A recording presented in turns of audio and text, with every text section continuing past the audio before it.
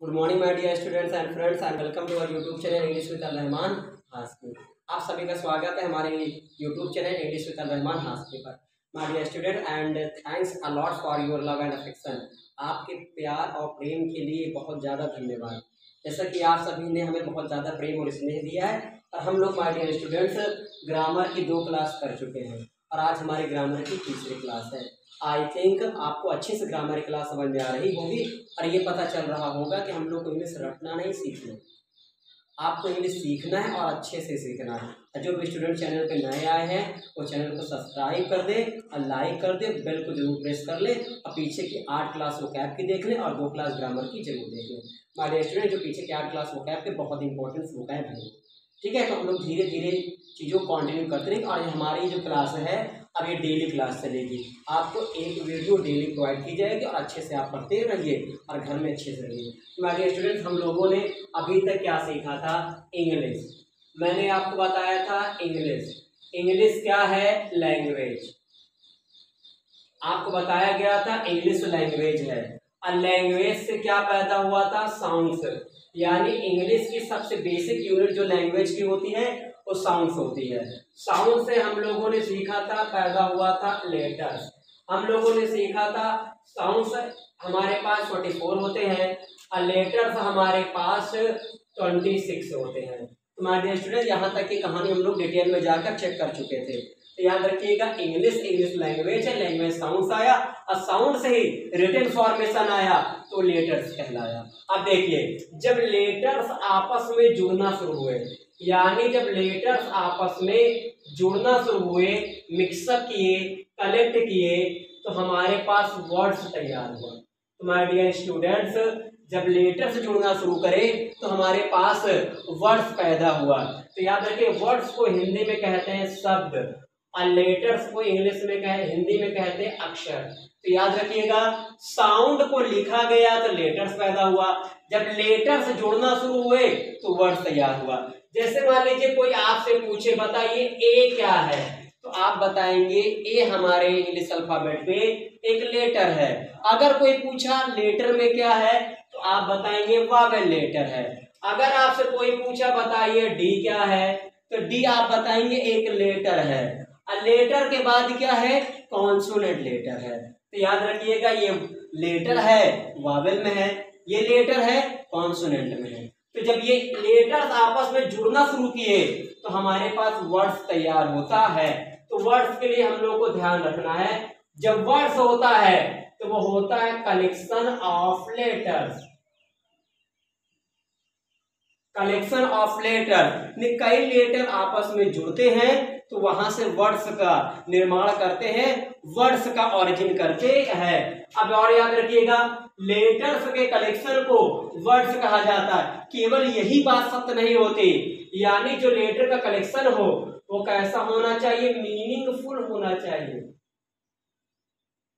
Meaningful होना चाहिए यानी उसका एक अर्थ निकलना चाहिए, नहीं तो वो लेटर जो मिलकर बनाया है वर्ड्स वो वर्ड्स नहीं कहलाएगा। एग्जाम्पल के थ्रू समझते हैं। देखिए जैसे मैंने कहा ए तो आप बोलेंगे सर ये ए है। मैंने कहा क्या है तो आप बोलेंगे ए लेटर है। मैंने कहा चलिए और देखते हैं। मैंने कहा APPLE, अब बताइए क्या है? तो इसमें 1 2 3 4 5 लेटर का कनेक्शन है। तो 5 लेटर कनेक्शन है। पहली बात तो सच हो गई कलेक्शन ऑफ लेटर, लेकिन क्या इसका मीनिंग है? तो आपने कहा APPLE एप्पल का मतलब होता सेब, यानी इसका मीनिंग निकल रहा है और कलेक्शन ऑफ लेटर भी है, दोनों है। इसका मतलब ये एक क्या है? अपने आप में वर्ड है। तुम्हारे स्टूडेंट्स याद रखिएगा कि कलेक्शन ऑफ लेटर होगा, अक्षरों का समूह होगा, लेकिन उसका एक अर्थ निकलना चाहिए, सेंस निकलना चाहिए। कई लेटर्स आपस में जुड़े हैं उसका सेंस नहीं निकल रहा है तो वर्ड्स नहीं कहलाएगा। अगर 2 ही लेटर है, एक ही लेटर है, अगर उसका सेंस निकल रहा, अर्थ निकल रहा है तो वर्ड की श्रेणी में आ जाएगा, वर्ड्स में उसको शामिल कर लिया जाएगा। अब देखिए जैसे मैंने कहा बी, आपने कहा सर ये बी अभी ये एक लेटर है।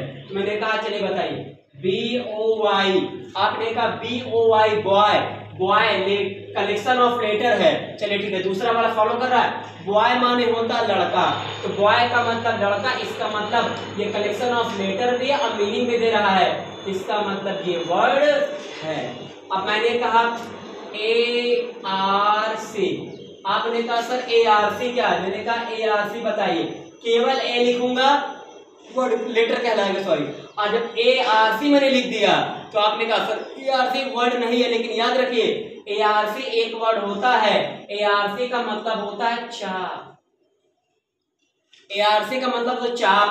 जब हम लोग एक वृत्त होता है और एक गोला प्रकार से ऐसे खींचते हैं ऊपर से, तो इसे ही कहा जाता है चाप, जिसे ARC कहा जाता है, अर्थ कहा जाता है, और इसका मतलब होता है चाप। इसका मतलब ये भी क्या है? एक वर्ड। तो कुछ भी हो सकता है कलेक्शन पे, शायद हमें उसकी स्पेलिंग ना पता हो, उसकी मीनिंग ना पता हो। बाकी देखिए ARC का मतलब होता है चाप होता है, आज हम लोग को पता चला। अगर ऐसे हम लोग को ना पता होता, अगर दे दिया जाए तो हम लोग गलत कर देंगे, वर्ड है ही नहीं है। लेकिन हम लोग को ध्यान करना और इसको तैयार करना। अब देखिए जैसे मैंने कहा TPLOQ, अब बताइए ये क्या है? कलेक्शन ऑफ लेटर तो है, 1 2 3 4 5, लेकिन इसका कोई मीनिंग नहीं निकल रहा है, इसका मतलब ये वर्ड नहीं है। तो माय डियर स्टूडेंट्स, आपको याद रखना है कि लेटर से, कलेक्शन से ही वर्ड तैयार होता है, लेकिन वर्ड्स का एक मीनिंग निकलना चाहिए, मीनिंगफुल होना चाहिए। अगर मीनिंगफुल नहीं है तो वर्ड्स नहीं होगा। आई थिंक आपको ये बातें समझ में आई होंगी। तो कलेक्शन ऑफ लेटर वर्ड्स होता है, लेकिन उसका मीनिंगफुल होना चाहिए, मीनिंग निकलना चाहिए। मीनिंग नहीं निकलेगा तो वर्ड नहीं कहलाएगा, चाहे जितना लेटर आपस में जुड़ा हो। अब देखिए जैसे हमारे पास आई आप दोनों तरह पढ़ सकते हैं। आई का मतलब होता है मैं, आई एक लेटर भी है, लेकिन आई को वर्ड भी कह सकते हैं, क्योंकि आई का मतलब मैं, इसका अर्थ निकल रहा है, इसका मतलब ये वर्ड में भी आ सकता है, क्योंकि इसका सेंस निकल रहा है, अर्थ निकल रहा है। तो I think my dear student, आपको ये बातें अच्छे समझ में आई होंगी। तो अभी ये वर्ड समझ में आ गया, तो याद रखिएगा इंग्लिश से साउंड लैंग्वेज है, लैंग्वेज से साउंड आया, साउंड से लेटर आया, और जब कई सारे वर्ड्स आपस में कलेक्शन हुए, तो कई सारे वर्ड्स कलेक्शन करने के बाद, कई सारे लेटर कलेक्शन करने के बाद एक वर्ड्स का निर्माण करते हैं। वर्ड्स मीनिंगफुल भी होता है और कई सारे लेटर का कलेक्शन भी होता है, उसमें चाहे 1 हो 2 हो 3 हो, कितने भी हो सकते हैं। तो आई थिंक आपको समझ में आया होगा। हमारे स्टूडेंट थोड़ा सा आगे चलते हैं। अब देखिए आगे, अब देखिए हमारे स्टूडेंट, अब इसी जो वर्ड से ही एक चीज पैदा हुई, जिसे हम लोग कहते हैं पार्ट्स ऑफ स्पीच। अब पार्ट्स ऑफ स्पीच के बारे में सभी लोग जानते होंगे। इसी वर्ड से ही एक चीज पैदा हुई जिसे कहा गया पार्ट्स ऑफ स्पीच। और हम लोग जानते हैं इंग्लिश में 8 पार्ट्स ऑफ स्पीच माने जाते हैं, 8 पार्ट्स ऑफ स्पीच है।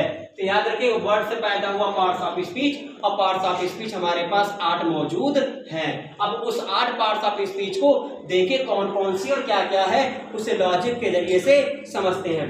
माय डियर स्टूडेंट्स, जल्दी से हम लोग देखते हैं कि 8 पार्ट्स ऑफ स्पीच हमारी कौन कौन सी है। तो याद रखिएगा कि सबसे पहले पार्ट्स ऑफ स्पीच, और अगर कोई पूछे पार्ट्स ऑफ स्पीच किसका पार्ट है, तो आप बताइएगा ये वर्ड का पार्ट है, लेटर का नहीं है। और पार्ट्स ऑफ स्पीच में सबसे पहला आता है हमारे पास नाउन, दूसरा आता है हमारे पास प्रोनाउन, तीसरा आता है हमारे पास एडजेक्टिव, चौथा हमारे पास आता है वर्ब, पांचवा हमारे पास आता है एडवर्ब, छठवां हमारे पास आता है प्रीपोजिशन, सातवां हमारे पास आता है कंजक्शन, आठवां हमारे पास आता है इंटरजेक्शन। माय डियर स्टूडेंट्स, ये हमारे पास पार्ट्स ऑफ स्पीच है। अगर कोई आपसे पूछेगा parts of speech English alphabet में कितने हैं, इंग्लिश की दुनिया में पार्ट्स ऑफ स्पीच कितने हैं, तो आप बताइएगा पार्ट्स ऑफ स्पीच टोटल 8 है। Noun, pronoun, adjective, verb, adverb, preposition, conjunction और इंटरजेक्शन। अब इसे सबसे पहले हम लॉजिक से पढ़ लेते हैं, उसके बाद मैं डिटेल में ले चलूंगा। पहले ये जानते इसको तैयार कैसे करेंगे, इसे कहानी जान लेते हैं, उसके बाद भी मैं ट्रिक्स बताऊंगा, उसके बाद एक एक क्लास करके पूरा समझाऊंगा। अब देखिए हम लोग इसको एक परिवार की तरह पढ़ लेंगे, और परिवार की तरह पढ़ेंगे तो याद हो जाएगा। हमारे सबके परिवार में कोई भी इंसान हो, सभी के परिवार में हमारे माँ होते हैं, पिता होते हैं, भाई होता है, है, बहन होता है, चाची चाचा होते, ये सारे होते हैं। इसे परिवार के जरिए से हम इसे अभी 5 मिनट के अंदर तैयार कर लेंगे। देखिए सारे सभी लोगों के परिवार में एक पिता होते हैं, तो जो पार्ट्स ऑफ स्पीच है उसकी भी दुनिया में एक पिता है, जिसका नाम क्या है? नाउन। यानी पूरा पार्ट ऑफ स्पीच का जो सबसे मेन पावर है वो नाउन के पास है, और जो भी काम करते हैं पिताजी करते हैं। और याद रखिएगा, किसी भी चीज का आप नाम दे दे, नेमिंग वर्ड, वही कहलाता है नाउन। यानी पिताजी के ही नाम पर सारी चीजें चलती है, इसीलिए नाउन को कहते हैं नेमिंग वर्ड, नाम देने वाला। हमारे पिताजी होते हैं, कहीं भी कुछ लगता है कागज तो हमारे पिताजी के ही नाम पर सब कुछ चलता है, हमारे लोग के नाम पे कुछ नहीं होता जब तक पिताजी मौजूद होते हैं। तो पिताजी क्या करते हैं? सबका नाम करते हैं। तो दुनिया में जितनी भी चीजें जिसका नाम दे देंगे वो कहलाएगा नाउन। और नाउन कौन है हमारे परिवार के अंदर? पिताजी, पार्ट्स ऑफ स्पीच में सॉरी। अब पिताजी के बाद एक पिताजी के वाइफ होंगी जो हमारी माँ होती हैं, तो माँ होते हैं वर्ब, माँ होती है वर्ब। अब देखिए माँ करती क्या है? माँ पूरे घर का काम करती है, पूरे घर का क्या करती है? काम। तो जो वर्क करता है, जो काम करता है, उसे ही क्या कहा जाता है? वर्ब कहा जाता है। पार्ट्स ऑफ स्पीच में जो काम करता है उसे वर्ब कहा जाता है, और हमारे घर में जो काम करते हैं उसे माँ कहा जाता है। यानी वर्ब को माँ कहा जाता है। अब माँ क्या करती है? वर्क करती है, काम करके। तो याद रखिएगा पार्ट्स ऑफ स्पीच, पिता पिता नाम देते, जितनी भी चीजें का नाम आएगा वो सारी की सारी नाउन है। और पिताजी की वाइफ जो माँ होती है वो घर के अंदर काम करती है, तो काम कौन करता है? माँ। और इसमें इंग्लिश की दुनिया में काम कौन करता है? वर्ब। तो जो भी काम करता है वो क्या कहलाता है? वर्ब कहलाता है। अब देखिए प्रोनाउन, प्रोनाउन को याद रखेंगे बड़ा बेटा। अब देखिए बड़ा बेटा कैसे याद रखेंगे? देखिए अब जहां जहां पिताजी नहीं जाते वहां वहां बड़ा बेटा जाता। वैसे मान लीजिए पिताजी दावत में ना जा पाते तो बड़े बेटे कहेंगे बेटा जाओ तुम चले जाओ। तो बताओ पिताजी के दर पे कौन आता है? बड़ा बेटा। तो नाउन के दर पे जो आएगा वही प्रोनाउन, यानी नाउन के जगह पर जो आए, यानी जो नाउन के जगह पे आए वह क्या कहलाएगा? प्रोनाउन। अब बताइए पहले राजा महाराजा के समय में क्या था कि पिताजी रहते थे राजा, तो पिताजी के मरने के बाद या देहांत के बाद उसका बड़ा बेटा राज्याभिषेक लेता, उसके दर पे आता था। तो नाउन के दर पे जो है वही क्या कहलाता है? प्रोनाउन। ये डिफिनीशन भी है, यही तो डिफिनीशन है प्रोनाउन की, कि नाउन के दर पे जो आए वही कहलाता है प्रोनाउन कहलाता है। आई थिंक आपको अच्छे समझ में आ रहा होगा। तो नाउन के दर पे जो आए वही प्रोनाउन कहलाता है, और जो नाम दे वो पिता है, वो बाप है। अब देखिए एडजेक्टिव, एडजेक्टिव जो होता है वो बड़ी बेटी है, एडजेक्टिव जो है बड़ी बेटी।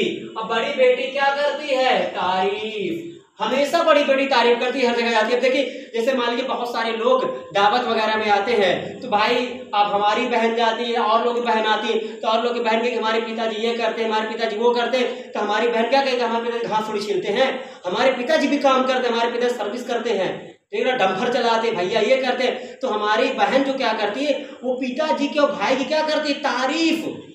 किसकी तारीफ करी डियर? पिताजी और भाई की। तो पिताजी कौन है? नाउन, भाई कौन है? प्रोनाउन। तो एडजेक्टिव क्या करता है? तारीफ। और तारीफ किसकी करता है? नाउन और प्रोनाउन की।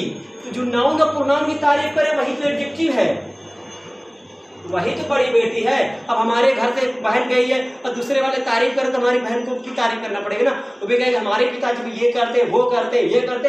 तो क्या करती है? पिताजी के भाई की क्या करती है? तारीफ। तो जो पिता के भाई की तारीफ करता है वही बड़ी बेटी। अब बड़ी बेटी कौन? एडजेक्टिव। तो पिताजी कौन है? नाउन, और भाई कौन है? प्रोनाउन। तो नाउन और प्रोनाउन की तारीफ करने वाला क्या कहलाएगा? एडजेक्टिव कहलाएगा माय डियर स्टूडेंट्स। अब देखिए 4 बातें हमें समझ में। अब देखिए एडवर्ब है हमारी छोटी बेटी, एडवर्ब जो होता है वो छोटी बेटी है। और हमेशा याद रखिए घर के अंदर जो छोटा होता है, जो घर के अंदर छोटा होता है वो हमेशा क्या काम करता है? अपने माँ की तरफ ज्यादा लगा होता है, माँ की तरफ ज्यादा लगा लेके जाता है। तो जो एडवर्ब होता है वो माँ की तरफ भागता है, यानी वर्ब की तरफ भागता है। तो एडवर्ब किसकी तारीफ करता है? वर्ब की। तो याद रखिएगा पार्ट्स ऑफ स्पीच में जो वर्ब की तारीफ करता है वही एडवर्ब कहलाता है, या एडवर्ब की तारीफ करने वाला वर्ब कहलाता है। तो I think my dear student अच्छे से आपको ये बातें समझ में आई होंगी। अब चलिए आगे देख लीजिए एक और। प्रीपोजिशन क्या है? प्रीपोजिशन का मतलब होता है संबंध। प्रीपोजिशन को हम लोग याद रख लेंगे चाचा जी से, प्रीपोजिशन को याद रखें चाचा जी से, और हमारे चाचा जी क्या करते हैं, हमेशा संबंध बताते रहते हैं कि ये हमारे भाई है, ये भरजाई है, ये भतीजा है, ये दादा है, ये नाना, हमेशा क्या बताते हैं, संबंध। तो प्रीपोजिशन काम क्या करता है, संबंध बताने का। तो प्रीपोजिशन चाचा जी भी संबंध बताते हैं और प्रीपोजिशन भी संबंध बताने का काम करता है। तो अगर आपसे कोई पूछे कि प्रीपोजिशन क्या काम करता है, तो रिलेशन दिखाता है, संबंध बताने का प्रीपोजिशन करता है। अब देखिए कंजक्शन क्या हमारा, एक से रामू काका, रामू काका एक नौकर है। अब बताइए नौकर हमेशा क्या काम करता है, मालिक मालकिन को सब कुछ जोड़ता है। अगर वो जोड़ के नहीं चलेगा, सबकी सेवा नहीं करेगा, तो कभी भी उसको एक्स्ट्रा पैसे नहीं मिलेंगे। तो रामू काका नौकर, और नौकर क्या काम करता है, जोड़ने का काम करता है, यानी ज्वाइन काम करता है। तो कंजक्शन यही काम करता है, चीजों को जोड़ने का काम कंजक्शन करता है। और इंटरजेक्शन हमारे पड़ोसी होते हैं, पड़ोसी हमारे इंटरजेक्शन है। अगर आप तरक्की कर रहे हैं तो पड़ोसी जलता है, आप थोड़ा लड़ाई कर रहे हैं तो पड़ोसी खुश होता है। अब वोट से झांकेगा तो कहाँ लड़ाई हो रही है, कहाँ फाइटिंग चल रही है। तो याद रखिए कि हमारे पड़ोसी जो होते हैं वो हम लोगों से, अगर हम लोग खुशी तरक्की कर रहे हैं तो पड़ोसी वाला बहुत जलता है, और अगर हम लोग थोड़ा दुख में आ गए तो पड़ोसी बड़ा खुश होता है कि अरे मजा आ रहा है, मजा आ रहा है, अच्छा डूब जाए। तो ये पड़ोसी करते हैं, तो ऐसा नहीं करना चाहिए, गलत है। तो पड़ोसी, अब पड़ोसी क्या काम करता है, खुशी रहता है हमारे उसमें, और दुख रहता है जो हम लोग खुश होते हैं। तो खुश, दुख, आश्चर्य, ये सारा काम इंटरजेक्शन करता है। तो my dear student, I think आपको ये कहानी से सारी चीजें अच्छे समझ में आई होगी। एक बार रिवीजन कर लेते, उसके बाद बताते हैं। नाउन क्या होता है, पिता, पिता सबका नाम करता है, तो जो नाम देगा वही नाउन। प्रोनाउन क्या होता है, बड़ा बेटा, तो नाउन के दर पे जो आए वही प्रोनाउन कहलाता है। एडजेक्टिव बड़ी बेटी, बड़े बड़े अपने पिताजी के और भाई की तारीफ करती है। वर्ब क्या है, क्या नाम है आपका, माँ, अम्मा क्या करती है, काम। एडवर्ब क्या है, छोटी बेटी जो हमेशा अपनी माँ की से तारीफ करती है। प्रीपोजिशन चाचा जी हमेशा संबंध बताते हैं। कंजक्शन रामू काका नौकर जोड़ने का काम करते हैं, और इंटरजेक्शन पड़ोसी होता है जो आश्चर्य, खुश, दुख का काम करता है। तो I hope my dear student ये क्लास आपको समझ में आई होगी। आई हो तो तुरंत लाइक करिए और अपने फ्रेंडों के पास शेयर कीजिए दबा के, ताकि जल्द से जल्द चैनल आगे बढ़े। और आपको ऐसे ही कहानी से पूरी इंग्लिश सीखना है, जो भी चीज कहानी तरह होगी मैं कहानी से तैयार कराऊंगा। माय डियर स्टूडेंट आज के लिए इतना ही। जय हिंद, जय भारत।